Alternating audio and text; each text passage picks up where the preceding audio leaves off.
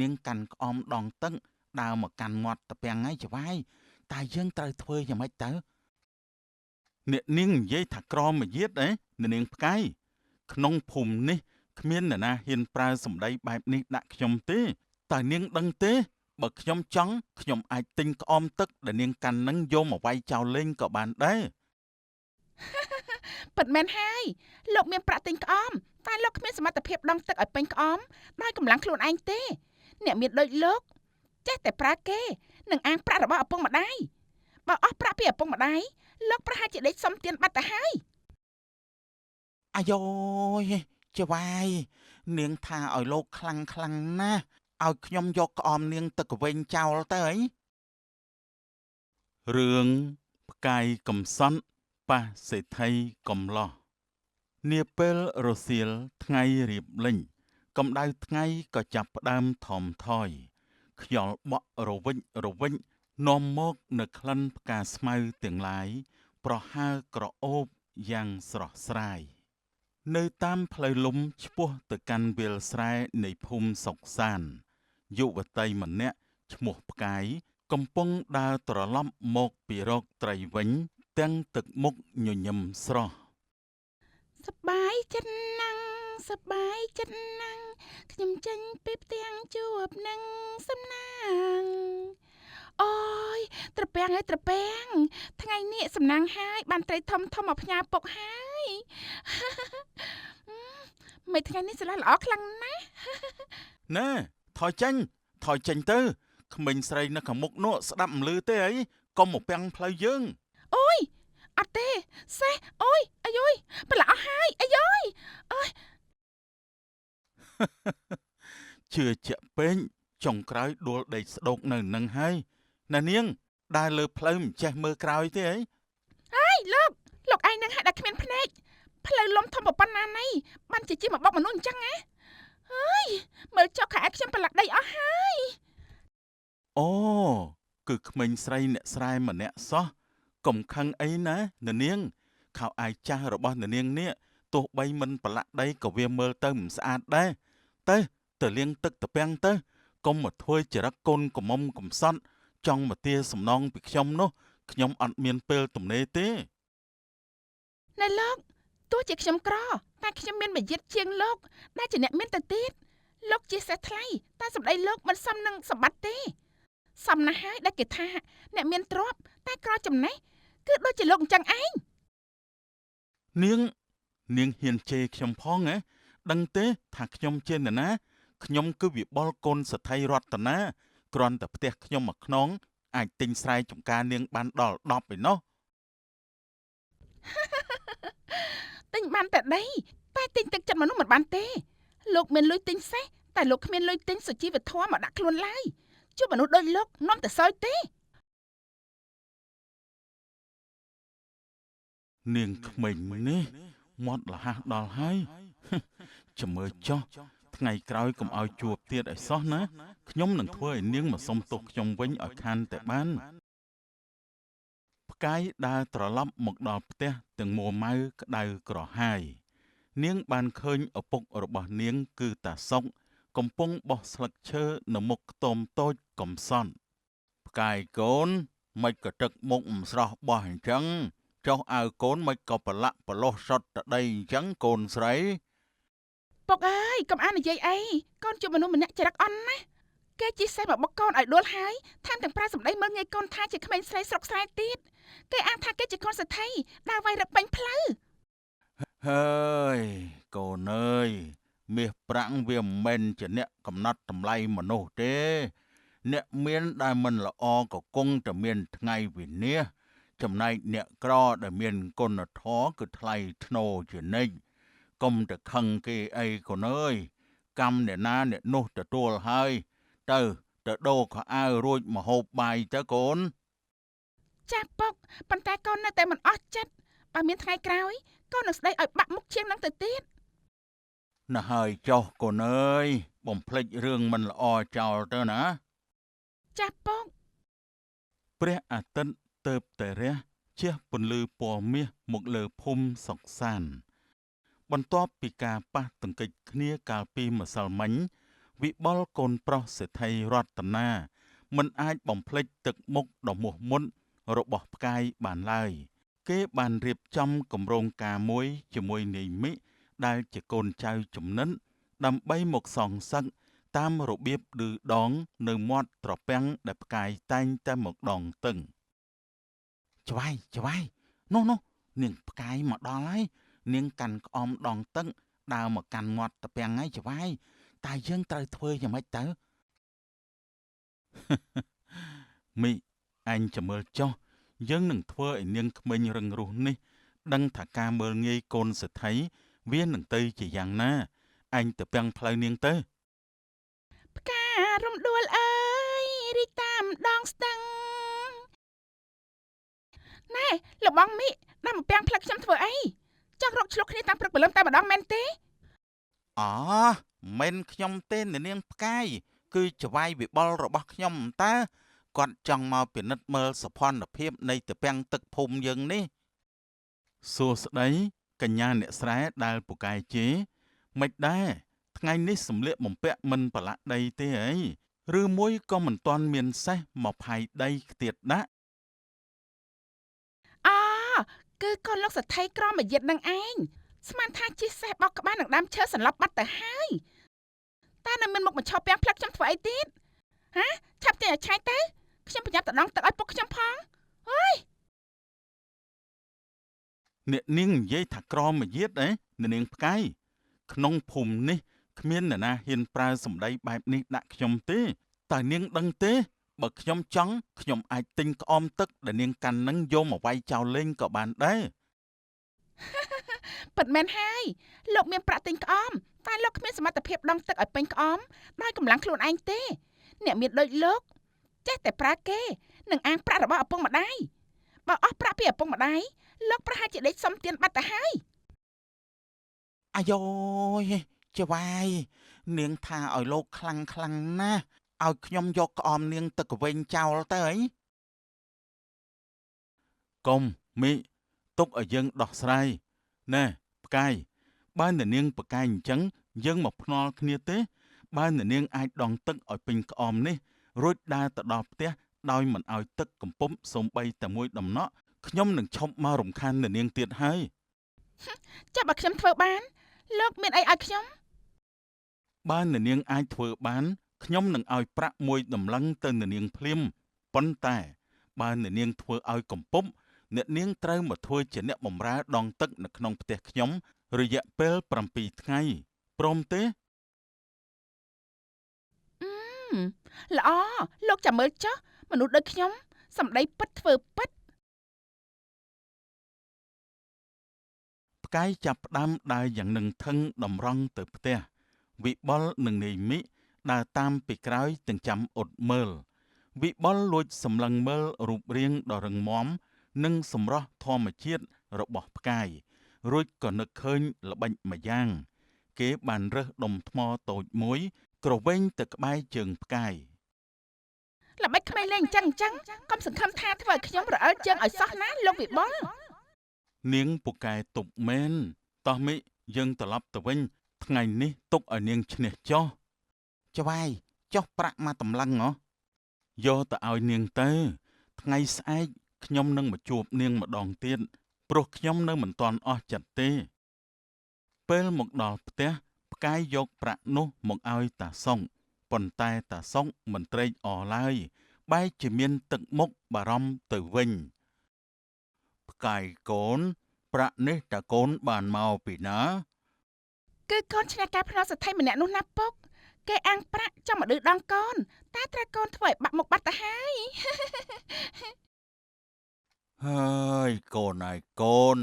កុំទៅលេងសើចជាមួយនឹងពួកអ្នកមានអំណាចអីត្រីតូចកុំទៅជល់នឹងត្រីធំពុកបារម្ភថាគេមិនព្រមឈប់ត្រឹមនឹងទេ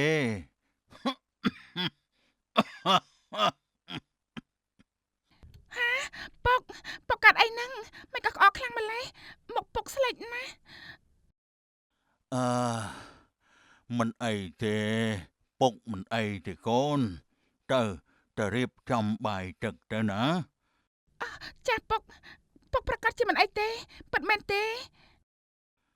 មិនអីទេពុកប្រហែលជាអត់ល្ងុយបន្តិចបន្តួចប៉ុណ្ណោះព្រះអាទិត្យរះជះពន្លឺមកលើភូមិសុកសាននៅក្រោមដើមឈើធំក្បែរផ្លូវលំយាយម៉ៅនិងយាយម៉ែនកំពុងតែឈរជជែកគ្នាពីការងារស្រែចម្ការតាមទម្លាប់របស់អ្នកស្រុង ណែយាយមេតឯងឮទេថាឆ្នាំនេះទឹកស្រែហាក់ដូចជាខ្សត់បន្តិចមែនទេស្រូវក្នុងស្រែខ្ញុំចាប់ផ្ដើមសពូនអស់ហើយបើគ្មានទឹកភ្លៀង2 3មេមកទៀតទេនោះច្បាស់ជាដាច់បាយមិនខានទេ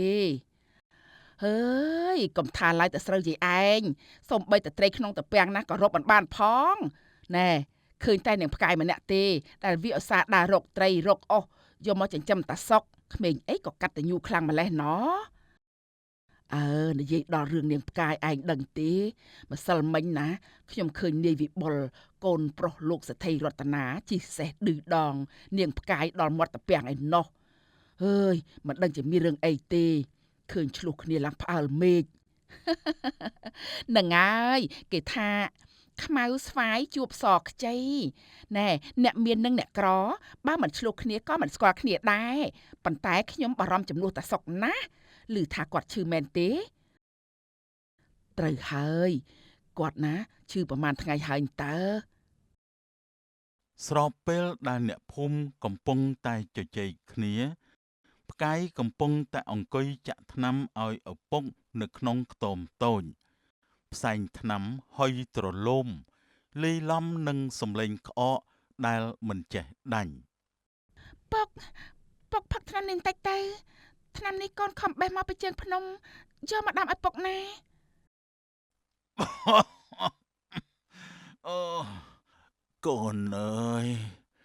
ពុកផឹកលេងចូលហើយកុំខំពេកអីណាកូនពុកចាស់ហើយវាជាទុករបស់អ្នកចាស់ជរាកូនរក្សាខ្លួនឲ្យល្អទៅពុកអស់ចិត្តហើយអត់ទេពុកកូនមានតែពុកម្នាក់គត់ទោះជាត្រូវលក់ស្រែលក់ផ្ទះក៏កូនត្រូវរកគ្រូពេទ្យមកមើលពុកឲ្យជាដែរណាពុកវិបុលដែលជិះសេះកាត់តាមនោះចៃដន្យក៏បានឮសំឡេងយំរបស់ផ្កាយគេក៏ចុះពីលើខ្នងសេះរួចដើរចូលមកក្នុងរបងផ្ទះទាំងរារែងនាងផ្កាយកើតអីហ្នឹងមិនក៏អង្គុយយំតែម្នាក់ឯងអញ្ចឹងម្សិលមិញនៅពូកែជេរខ្ញុំសោះតើថ្ងៃនេះបាត់មាត់បាត់កបាត់សំឡេងតាណាអស់ហើយតាសុកគាត់ឈឺធ្ងន់មែនទេស្លេកស្លាំងដល់ថ្នាក់នេះផងហ៎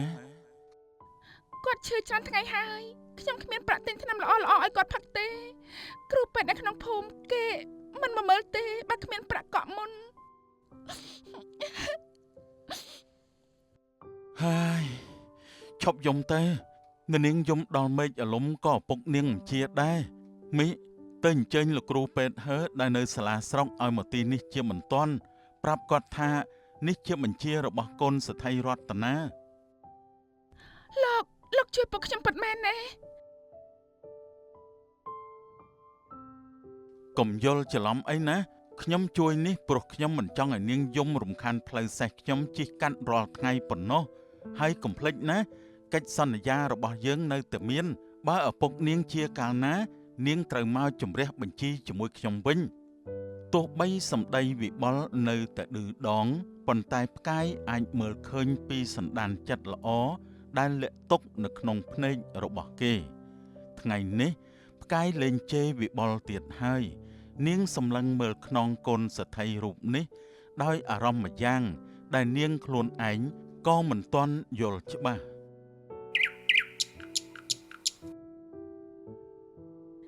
អាយូយាយមេដាមើលចុះនោះមិនមែនលោកគ្រូពេទ្យនឹងមកពីសាលាស្រុកទេអី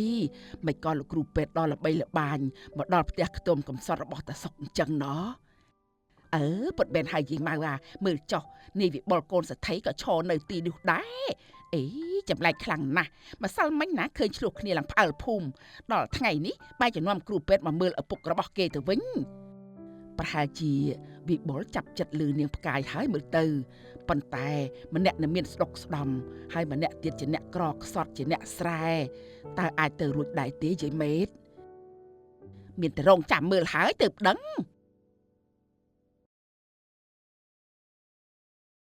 ហឹមអាការៈតាសុកធ្ងន់ធ្ងរមែនប៉ុន្តែសំណាងល្អហើយដែលមកដល់ទាន់ពេលបើបង្អង់តែមួយយប់ទៀតខ្ញុំខ្លាចតែមិនអាចជួយបានទេ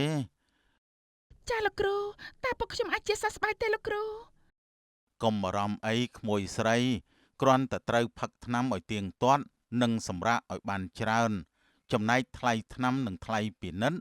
លោកប្រុសវិបុលបានទូទាត់ឲ្យរួចអស់ហើយ លោកវិបុលខ្ញុំអរគុណលោកខ្លាំងណាស់ខ្ញុំមិននឹកស្មានថាលោកព្រមជួយគ្រួសារខ្ញុំដល់ថ្នាក់នេះទេ កុំអរគុណខ្ញុំប្រាប់ហើយតើខ្ញុំជួយព្រោះមិនចង់ឲ្យនាងដើរយំដាក់ខ្ញុំតាមផ្លូវប៉ុណ្ណោះម្យ៉ាងទៀតប្រាក់នេះមិនមែនឲ្យតទេទេណានាងជាពាក់ខ្ញុំកាន់តែច្រើនហើយ ចាខ្ញុំដឹងហើយលោកចង់ឲ្យខ្ញុំធ្វើអីក៏បានដែរឲ្យទៅពុកខ្ញុំជាសះស្បើយទោះត្រូវទៅដងទឹកបំរើលោកមួយឆ្នាំក៏ខ្ញុំព្រមដែរ មួយឆ្នាំ ចាំតមើលចុះពេលឪពុកនាងដើរបានកាលណាខ្ញុំនឹងមកទាបំណុលដល់ផ្ទះមិនខាន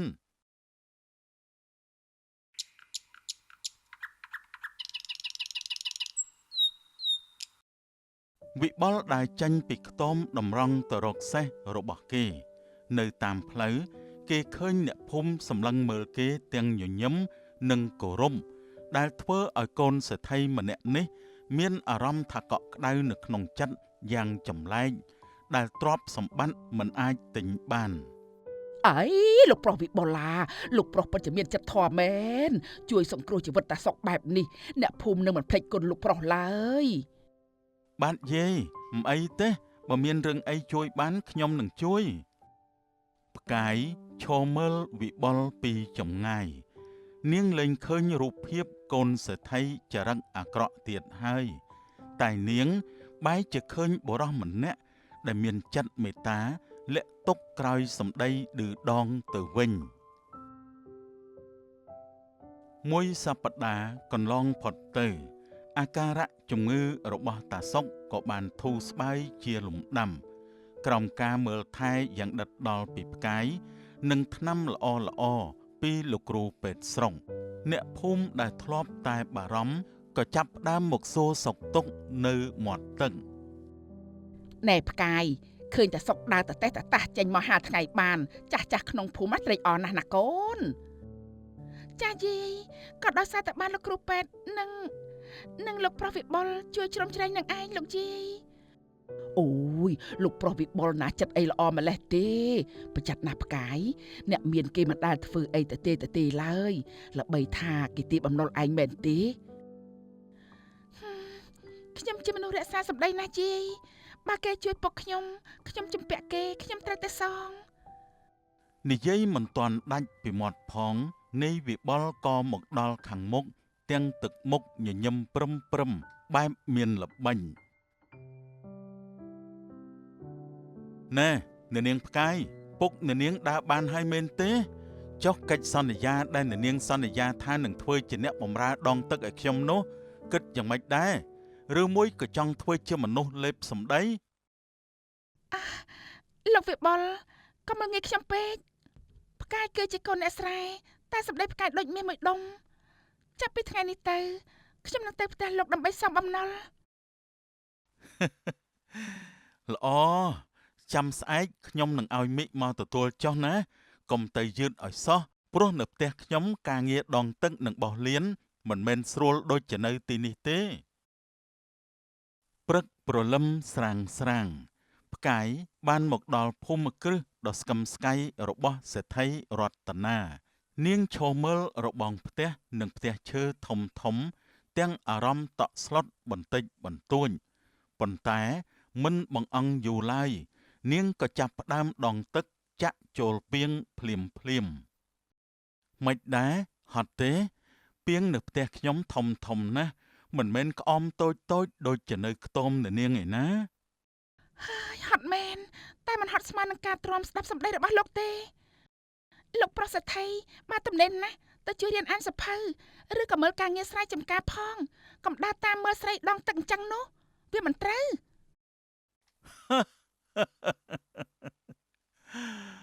ហើយអ្នកនាងម្នាក់នេះមកធ្វើជាអ្នកបម្រើគេហើយនៅមាត់ដាច់ទៀតណាយកទៅជូតមុខទៅឃើញហើយរំខានភ្នែកណាស់ របស់ថ្លៃបែបនេះខ្ញុំមិនហ៊ានប្រាទេ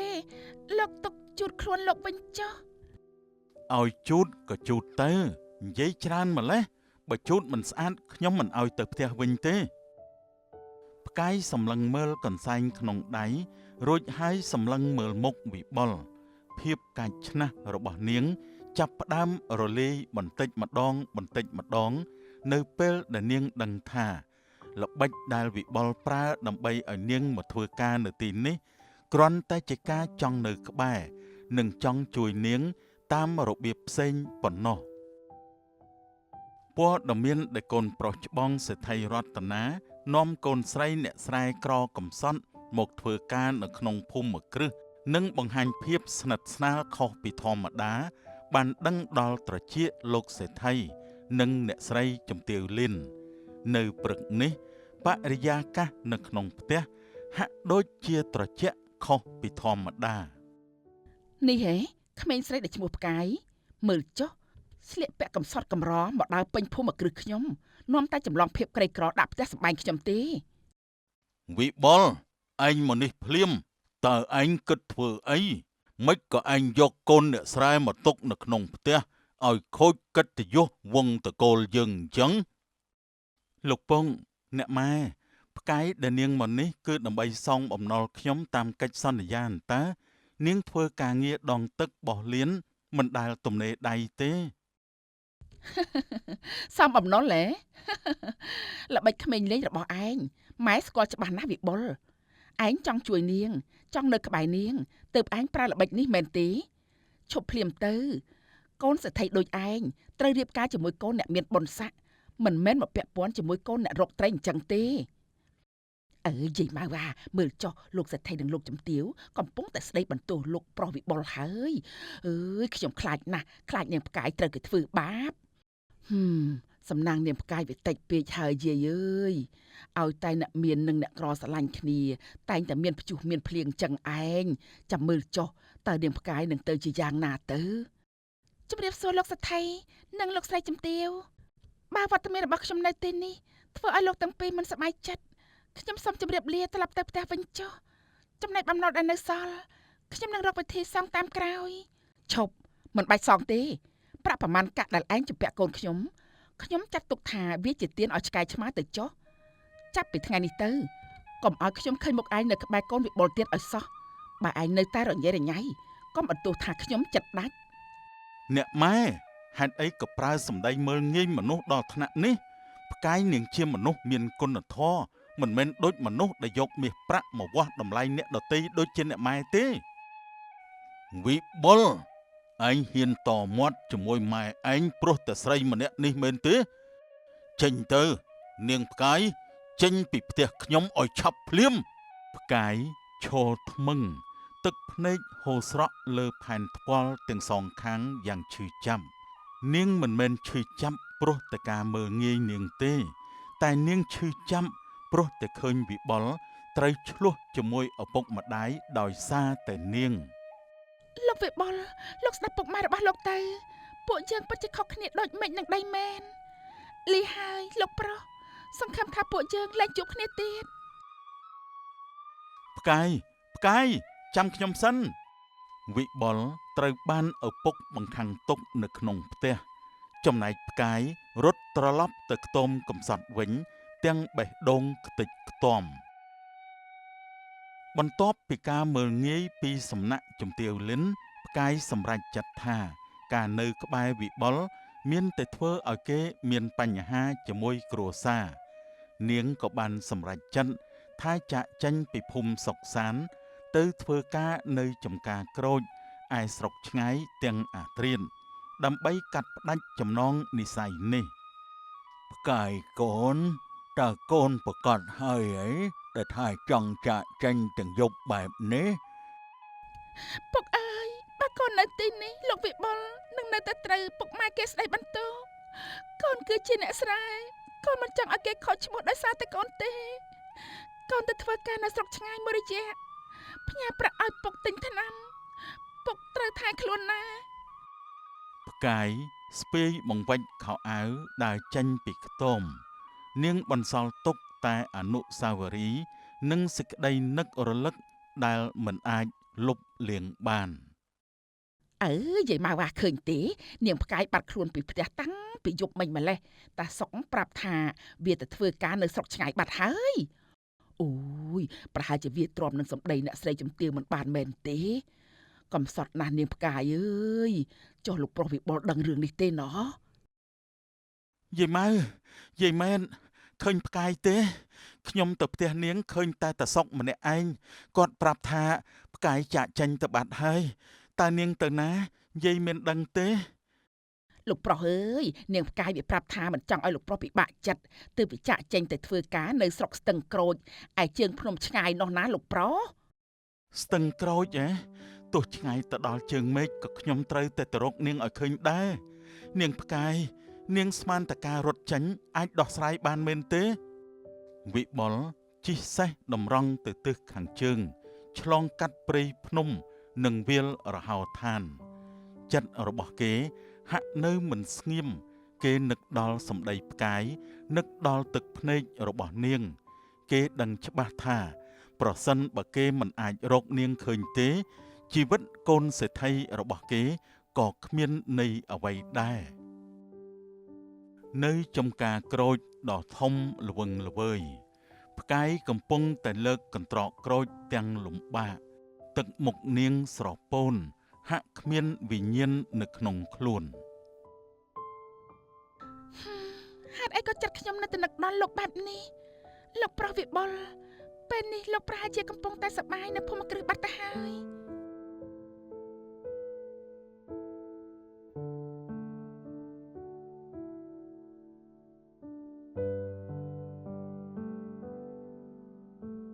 អ្នកណាប្រាប់នាងថាខ្ញុំសប្បាយចិត្ត អូយហើយលោកវិបុលមិនក៏លោកដឹងថាខ្ញុំនៅទីនេះហើយលោកមកធ្វើអី មកទាបបំណុលនាងជំពាក់ការងារខ្ញុំមិនទាន់ចប់ទេហេតុអីក៏ហ៊ានលួចរត់មកទីនេះអ្នកនាងផ្កាយកុំគិតថាអ្នកនាងអាចរត់គេចពីខ្ញុំបានឲ្យសោះទោះឪពុកម្ដាយខ្ញុំមិនយល់ព្រមក៏ខ្ញុំមិនព្រមបាត់បង់អ្នកនាងដែរ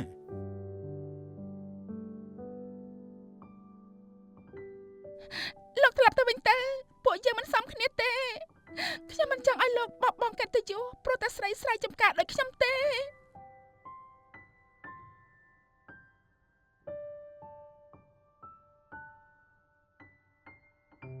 កិត្តិយសដែលគ្មាននាង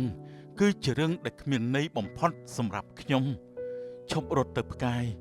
យើងនឹងជំនះរឿងនេះជាមួយគ្នាវិបុលបាននាំផ្កាយជិះលើខ្នងសេះជាមួយគ្នាធ្វើដំណើរត្រឡប់មកកាន់ភូមិសុកសានវិញ អាយូយាយមេតមើលចុះលោកប្រុសវិបុលនាំនាងផ្កាយត្រឡប់មកវិញមែនតើអង្គុយលើសេះជាមួយគ្នាទៀតងាប់ហើយច្បាស់ជាមានរឿងធំជាមិនខានទេថ្ងៃនេះខ្ញុំខ្លាចតែលោកសេដ្ឋីនិងអ្នកស្រីជំទាវទប់កំហឹងមិនជាប់ទេយាយអើយមើលចុះពួកគេជិះសម្ដៅទៅភូមិគ្រឹះសេដ្ឋីហើយវិបុលឯងហ៊ានណាស់មែនទេម៉ែប្រាប់ឲ្យវាទៅឲ្យឆ្ងាយមិនក៏ឯងនៅតែតាមនាងត្រឡប់មកវិញទៀតនេះឯងចង់ឲ្យម៉ែស្លាប់ឲ្យខ្មាស់គេពេញភូមិមែនទេហ៎ អ្នកម៉ែលោកពងខ្ញុំមិនអាចរស់នៅដោយគ្មានផ្កាយបានទេនាងជាមនុស្សល្អនាងមានតម្លៃលើសពីមាសប្រាក់ដែលយើងមានទៅទៀតខ្ញុំនាំនាងមកវិញនេះគឺដើម្បីសុំការអនុញ្ញាតពីលោកទាំងពីរឲ្យពួកយើងបានរៀបការជាមួយគ្នា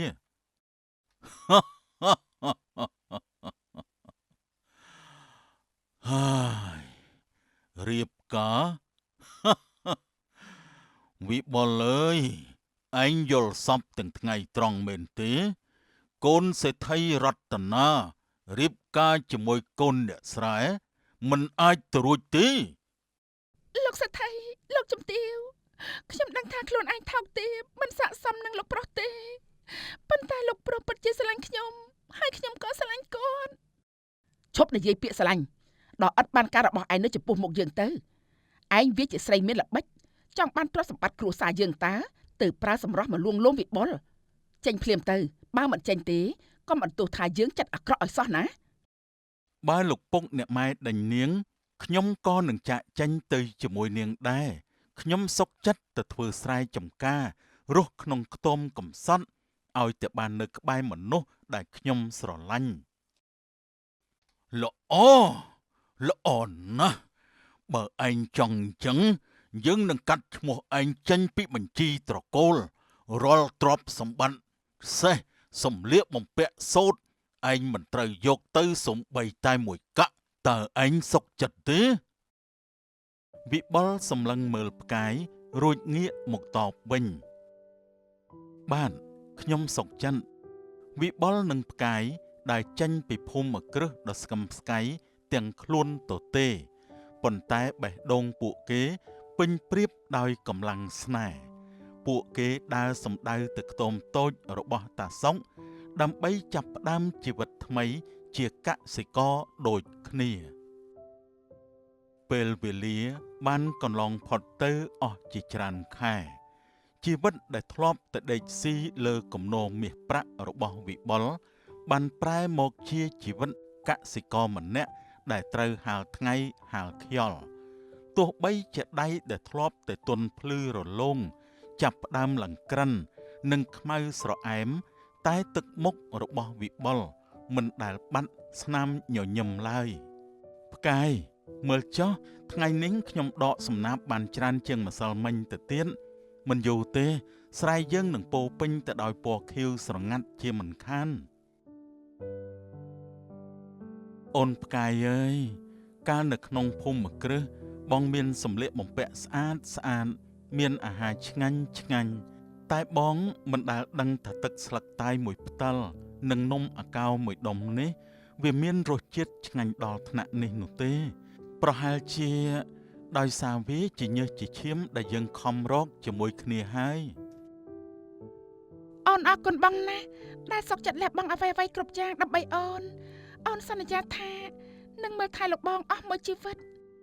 អីយាយម៉ៅអាមើលចុះអីនេះវាបុលឥឡូវនេះណាខ្លាចជាកសកលពេញលក្ខណៈបាត់ទៅហើយឃើញគេទាំងពីរស្រឡាញ់គ្នាអញ្ចឹងណាអាហ៊ីជួយគ្នាធ្វើស្រែចម្ការបែបនេះទៀតខ្ញុំឃើញហើយកក់ក្ដៅក្នុងចិត្តចំនួនហើយយាយអើយអើវាពិតមែនហើយគេថាប្រាក់កាក់ជារបស់ក្រៅខ្លួនតែអាចិតស្មោះត្រង់ទើបជាទ្រព្យពិតមើលតែសុកចុះឥឡូវគាត់ដើរបានស្រួលបួលមុខមាត់ក៏ស្រស់ថ្លាព្រោះតែមានកូនប្រសាពូកែតស៊ូបែបនេះឯងអូនដឹងទេ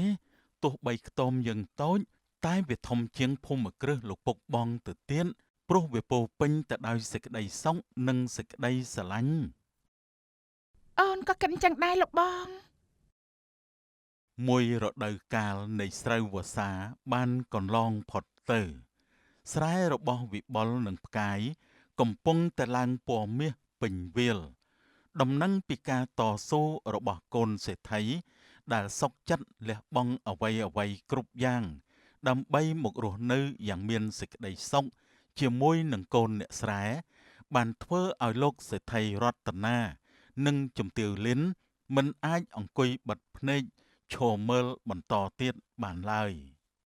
យាយម៉ៅមើលចុះលោកសេដ្ឋីនិងអ្នកស្រីជំទាវមកហើយទឹកមុខពួកគាត់មើលទៅមិនកាចដូចមុនទេយាយប្រហែលជាចិត្តម៉ែចិត្តឪនឹងទប់មិនឈ្នះនឹងអាក្តីស្រឡាញ់កូនទេមើលទៅលោកពងអ្នកម៉ែហេតុអីបានជាលោកទាំងពីរអញ្ជើញមកដល់ទីនេះវិបុលកូនម៉ែមកសុំទោសកូនជាច្រើនខែមុននេះម៉ែដេកមិនលក់បក់មិនឡើយទេពេលដឹងថាកូនត្រូវមកលំបាកលំបិនវេទនាបែបនេះហើផ្កាយកូនស្រីពុកក៏មកសុំទោសកូនដែរពុកបានតាមដានមើលពួកកូនតាំងតែពីដើមមកពុកពិតជាកោតសរសើរទឹកចិត្តពួកកូនណាស់ទោះបីគ្រួសារយើងដេញកូនតែទឹកចិត្តកូននៅតែល្អមិនដែលខឹងសម្បាហើយថែមទាំងជួយបង្រៀនវិបុលឲ្យស្គាល់ពីតម្លៃនៃពលកម្មនិងជីវិតពិតទៀត លោកសថីអ្នកស្រីជំទាវក៏មានប្រសាសន៍ចឹងអីចំពោះខ្ញុំលោកទាំងពីរនៅតែជាអ្នកមានគុណរបស់លោកវិបុលចិននិចខ្ញុំមិនដែលប្រកាន់ទោសបីអ្វីឡើយកូនអើយម៉ែខុសហើយដែលមើលមនុស្សតែសម្បកក្រៅ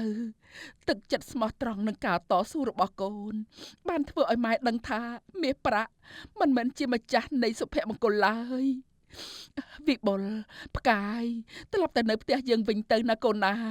ទៅរស់នៅជួបជុំគ្នាពុកម៉ែនឹងរៀបចំមង្គលការឲ្យកូនទាំងពីរយ៉ាងអធិកអធមបំផុតណាកូនហា អរគុណលោកពុកអ្នកម៉ែណាពួកយើងនឹងត្រឡប់ទៅវិញប៉ុន្តែខ្ញុំសូមសន្យាមួយ គឺទោះបីជាយើងមាន តែយើងនឹងមិនភ្លេចអ្នកភូមិនិងជីវិតអ្នកស្រែ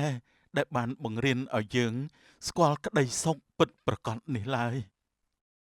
សេចក្តីសុខរបស់មនុស្សមិនមែនស្ថិតនៅលើទំហំនៃផ្ទះឬចំនួនមាសប្រាក់នោះឡើយប៉ុន្តែវាស្ថិតនៅលើការយល់ចិត្តនិងការតស៊ូជាមួយគ្នាក្នុងគ្រាលំបាក